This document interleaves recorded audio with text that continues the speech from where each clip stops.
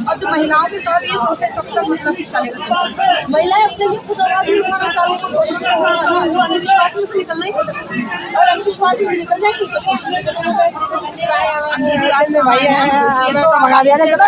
कितनी भीड़ हो रही है वहाँ पर। भीड़ अयोध्या जाऊँ, पैसे लगा करके जाऊँ, हम भी मुझे देखे नहीं जाएंगे। मैं जो 2-4-6 दिन मेरे जो खराब होंगे वहाँ जाकर भीड़ से मम्मी वहाँ जाती है, तो मतलब घर बैठूँगी अपने काम पे जाऊँगी, अपने जो मेरे लोग हैं उन्हें बताऊँगी भाई हमें राइट्स हैं, हमारे अधिकार है, क्यों मैं राम के चक्कर में पढ़ूँ, क्यों मैं कोरोना ज़्यादा जूम मत करो। जो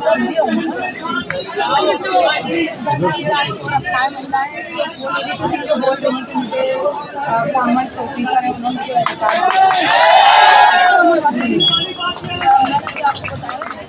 समाज के जो लोग हैं विश्वास में लगे हुए और अंधविश्वास में जब तक वो नहीं त्यागेंगे, जब तक वो राम राम राम राम नहीं करेंगे। अच्छा एक बात बताइए, जब व्यक्ति मरता है हिंदू धर्म का अनुसार पहली बात तो हिंदू कोई नाम ही नहीं, ये एक ब्राह्मण को नाम ठीक है। दूसरी बात जब हिंदुओं में मरता है कोई व्यक्ति तो कहते हैं राम नाम, लेकिन वहीं उसी दौर पर आपने कभी देखा है कि किसी बेटे की शादी होती है राम नाम तो इतना पवित्र है, कभी बेटे की शादी में तो कभी इन्होंने बोला कि राम नाम सत्य है, क्यों नहीं बोलता? मतलब उस टाइम हमारा राम जी इतना फेमस हो जाता है कि राम नाम सत्य नहीं बोल सकते और मरने के बाद राम नाम सत्य। राम नाम सत्य तो आज भी चलता है और मरने के बाद भी ना आप इसमें क्या राम नाम शादी होती है तब नहीं कह सकते आप राम नाम सत्य। सबसे पहले जो कार्ड शादी का जब था वो गणेश जी का दिया जाता है। अच्छा गणेश जी से बात कर रहे हैं, आपका बेटा मान लो उसकी गर्दन काटी और पहले जो जानवर मिला हाथी मिला, हाथी का सर और गर्दन इतनी, हाथी का सर इतना बड़ा, कैसे फिट होगा भाई ये बताओ आप। अच्छा आप क्या लगता है आपको कि जो धरना मतलब यहाँ जा रही है ये कब तक चलेगा? आप पहले ये बताइए जो मैंने बोला कैसे लगेगा, आप इसका जवाब दीजिए। सर ये तो मैम ये तो मैं नहीं बता सकती क्योंकि मैंने खुद भी नहीं देखा काल्पनिक चीज़ें सारी की सारी पहले तो मैं आपको एक साइंस की तरीके से विज्ञान की तरीके से अगर आप देखें कि एक छोटी सी गर्दन है उसके ऊपर इतना बड़ा हाथी का सर अगर लग जाता ना तो विज्ञान इतना जो आज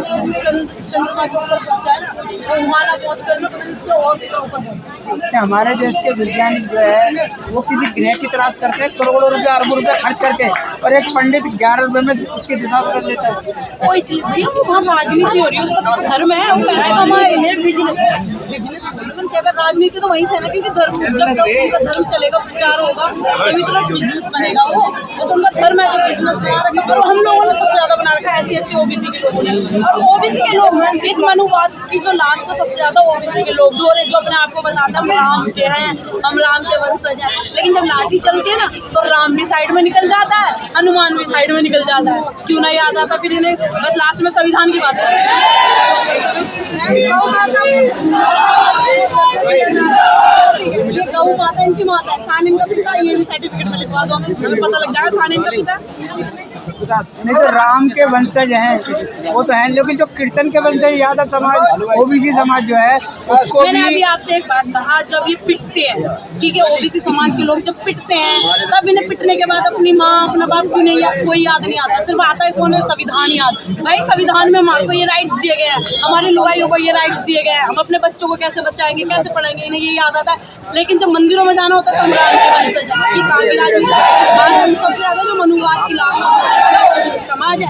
ऐसी समाज सुधर चुका है जिसको अपने हक और अधिकार की बातें पता लग चुकी है कि मेरा हक ये है अधिकार ये है। तो हमारे समाज को अभी क्या करना चाहिए? हमारे समाज को ये करना चाहिए जो हमारे लोग हैं समाज के, जैसे अभी आप यहाँ देख सकते हैं तमाम लोग हैं, तमाम लोगों में भी आदमी ज़्यादा है, औरतें 1% भी नहीं है ठीक है, आधे में करेंगे तो 1% भी औरतें नहीं है। लेकिन आज इन आदमियों को मैं यही कहना चाहूँगी कि अगर आप अपने घर पे अपनी बीवियों को साथ में लेकर चले ना तो वो पहले तो अपने हक और अधिकार को समझेंगी, हक अधिकार समझेंगी तो जो उनके साथ उनका बच्चा होता है ना वो इन चीज़ों को समझेगा तो अंधविश्वास तो वैसे ही खत्म हो जाएगा, जरूरत ही नहीं पड़ेगी हमें किसी को छोड़ने की, सब कुछ अपने आप छूटेगा। पति से ज्यादा पत्नी अपने बच्चों को समझा सकती है कि हमारे अधिकार क्या है। जी, क्योंकि सबसे ज्यादा क्या बच्चों के साथ माँ रहती है घर में, स्कूल भेजना, स्कूल से लाना, खाना पिलाना, ट्यूशन, रात को सुलाना, माँ का काम होता है। तो माँ 4 बातों में ये भी तो कहेगी बेटा तेरा हक ये है, बाबा साहब ने तेरे लिए लड़ाई ये की थी, बाबा साहब ने हम सबको हक और अधिकार ये दिलवाए थे, आज मान ले हमें कुछ हो जाता है या तुझे कुछ हो जाता है तो तू उन चीज़ों के लिए लड़ सकता है। भगवान थोड़ी ना बताएगा आगे, या आदमियों का काम क्या, आदमी जाएगा घर पे, यार वहाँ पे गया था, उस आंदोलन में गया था, पता नहीं क्या होना उस आंदोलन का पता चलेगा जब जा करके, तो वो तो अपने इन बातों को खत्म कर देगा जा करके, बस औरत के मन में अंधविश्वास रहेगा। अच्छा, उस समय भी देवी देवता थे जब हमारे लोगों में अत्याचार होते थे और आज भी देवी देवता है। एक बात बताइए, अगर देवी देवता अगर होते तो पहली बात हमें मंदिर में जाने से रोक दिया जाता। अगर हमारी महिलाओं के साथ उस वक्त घर में से निकाल करके बलात्कार होते थे, राजाओं को अगर पसंद आ जाए नारी तो 2-2 4-4 दिन उनके साथ शोषण होता था। नहीं राम, उन्होंने बोला उस टाइम भगवान थे तो मैं शोषण के साथ बोला ना कि जब राम थे, भगवान थे, तो हमारे जो दलित लोगों पे इतने ज्यादा शोषण होते थे उस वक्त, क्यों नहीं आकर राम बचाते थे। सिर्फ आज जो सबसे ज्यादा उस वक्त भी और इस वक्त भी, क्योंकि बाबा साहब ने, आपने अगर कहीं पढ़ा हो तो बाबा साहब ने मंदिर के दरवाजे इसलिए नहीं खुलवाए थे कि आप मंदिर में जा सको, इसलिए खुलवाए थे कि आपको आपके औकात पता चल सके कि भगवान जो बैठा है ना अंदर वो आपका नहीं है। लेकिन लोग उल्टा ले गए, बाबा साहब ने हमारे लिए इसलिए खुलवाया था कि हम जाकर मंदिर में पूजा कर सकें। लोगों का ये रह गया बस सोचना और समझना। तो आने वाली पीढ़ी को कुछ समझाएंगे, आप बताएंगे कि आपको बच्चों को हमें क्या समझाना चाहिए? बस मैं इतना कहूँगी कि मैं आज से 2-3 साल पहले जब मैं अंधविश्वास में खुद भी थी और इतनी ज़्यादा थी कि सोमवार के व्रत, शुक्रवार के व्रत, फलाना टीका, मैं यहाँ तक कि पढ़ने में यार बोले बाबा मेरे को पास करवा देना, बोले बाबा क्या करेगा आगे, पढ़ना भी हमें, लिखना भी हमें, बोर्ड पेपर होंगे तो हमें ही लिखना जाके, भगवान आएगा शक्ति तो देगा नहीं। लेकिन बस इतना ही कहना चाहूँगी कि जैसे मैं इस अंधविश्वास से निकली हूँ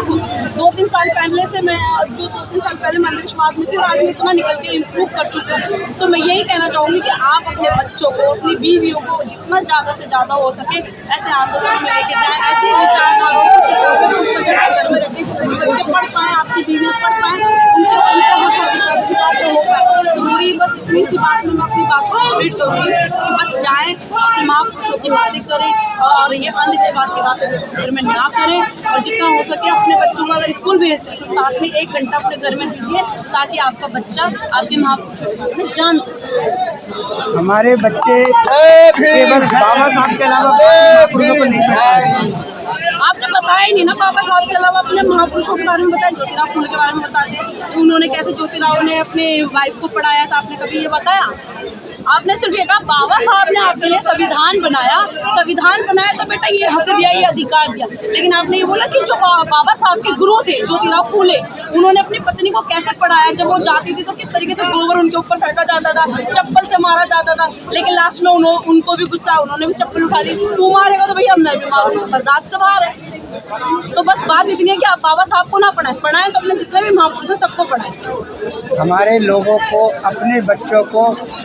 कम से कम 5-7 महापुरुषों के नाम तो कम से कम याद होने चाहिए। सर वो आप शुरुआत करेंगे ना, मैं तो आपके घर में जाके नहीं बताऊंगी बेटा एक ये नाम है, एक ये नाम है। आप अपने घर में जाएंगे, किताबें लेके जाएं, जितने 7 महापुरुष हैं, 8 महापुरुष हैं, सबकी किताबें लेके जाएं। नहीं ले जा सकते कोई नहीं, गूगल पे सर्च मारे, एक लिस्ट बनाए, बेटा ये तेरे महापुरुष हैं, इनके नाम याद कर, इनको अगर हम कभी पूछो तो इनके बारे में तू पढ़ गूगल से जाकर,